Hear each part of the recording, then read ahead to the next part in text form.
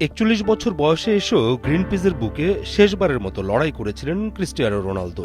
দীর্ঘ ২৩ বছরের আন্তর্জাতিক ক্যারিয়ারে পর্তুগালের জার্সিতে রেকর্ড ১৪৬টি গোল করলেও বিশ্বকাপের সোনালি ট্রফিটা ছোঁয়া হল না তার। ক্যারিয়ারে মোট গোল সংখ্যা এখন ৯৭৬, তবে ফুটবল বিধাতা হয়তো তার শেষটা এভাবে চাননি।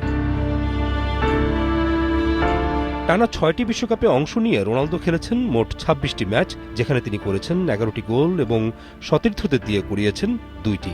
বিশ্বকাপে রোনালদোর এই ১১টি গোলের মধ্যে ৪টি এসেছে পেনাল্টি স্পট থেকে। তবে গোল সংখ্যা যাই হোক, এই পর্তুগিজ গড়েছেন এমন এক কীর্তি যা ফুটবল ইতিহাসে আর কারও নেই।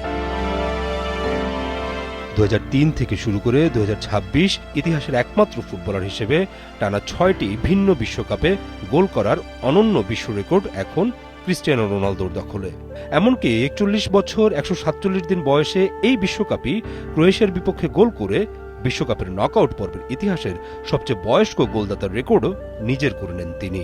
বিশ্বকাপের ট্রফিটা অধরাই থেকে গেল, তবে জাতীয় দলের জার্সিতে রোনালদোর অর্জনকে ছোট করার সাধ্য কার? বসুন্ধরা টিস্যু, অশুদ্ধতার বিরুদ্ধে এক বিন্দুও ছাড় নয়। তার নেতৃত্বেই পর্তুগাল জিতেছিল ২০১৬ সালের ঐতিহাসিক ইউরো চ্যাম্পিয়নশিপ এবং ২০১৯ সালের উয়েফা নেশনস লিগ।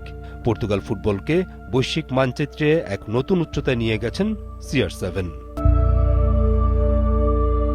ট্রফি হয়তো আসেনি, কিন্তু কোটি কোটি ভক্তের হৃদয়ে রোনালদো বিদায় নিলেন এক অপরাজয় নায়ক হিসেবে। ফুটবল বিশ্বকাপ হয়তো আরও অনেক তারকা দেখবে, কিন্তু টানা ২ দশক ধরে মাঠ কাঁপানো এই ৪১ বছর বয়সী চিরসবুজ যোদ্ধার অভাব বোধ করবে বিশ্বমঞ্চ।